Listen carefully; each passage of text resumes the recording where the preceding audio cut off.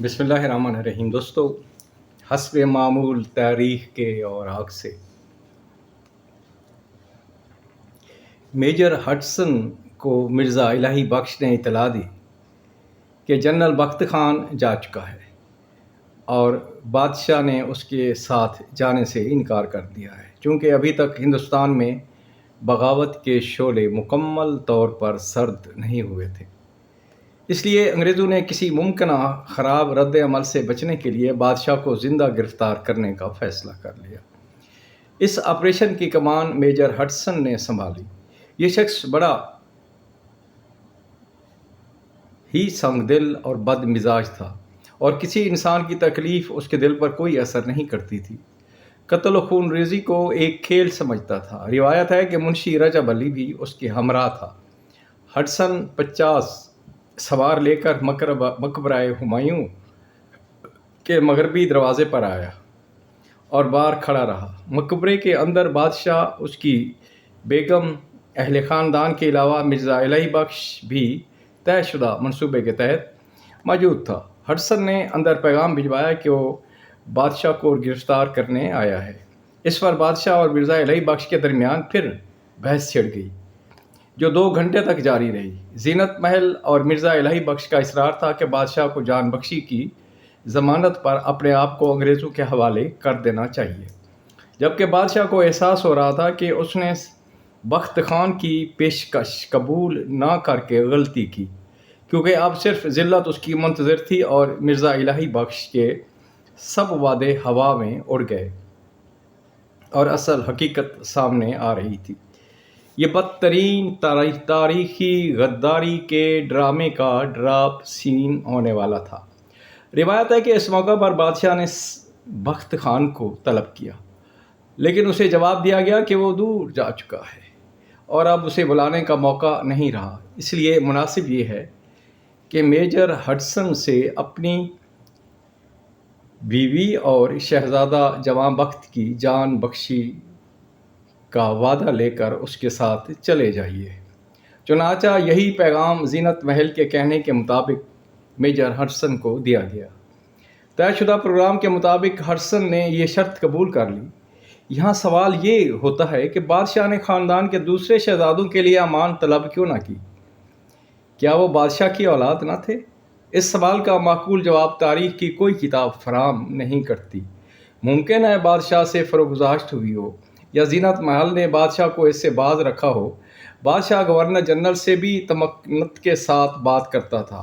آج وہ ایک معمولی خفیہ پولیس کے افسر کے سامنے آیا اور کہا، کیا تم ہی ہڈسن ہو؟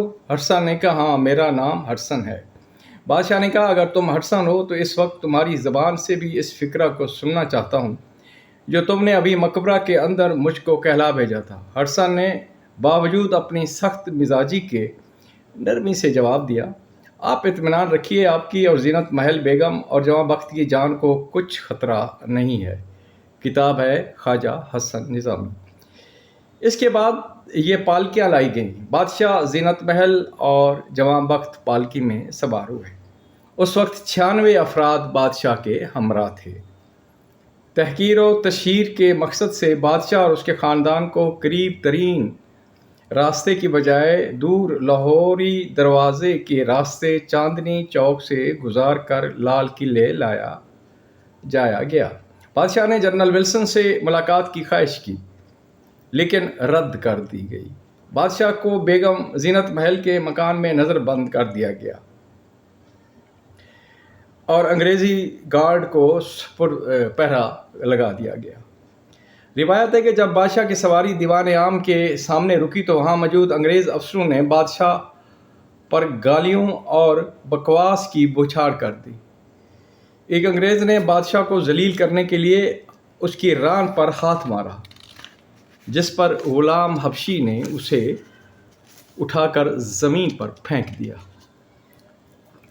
یہ غلام کو اسی وقت قتل کر دیا گیا۔ بادشاہ کے خلاف مقدمہ چلنا تھا۔ اس مقدمے کی کارروائی کی تکمیل تک بادشاہ نے اسی جگہ رہنا تھا۔ تاہم روزانہ کئی انگریز مرد عورت وہاں آ جاتے اور قیدی بادشاہ کو اس طرح دیکھتے جیسے وہ چڑیا گھر کا کوئی عجیب و غریب جانور ہو۔ اسے تذلیل و تمسخر کا نشانہ بنایا جاتا۔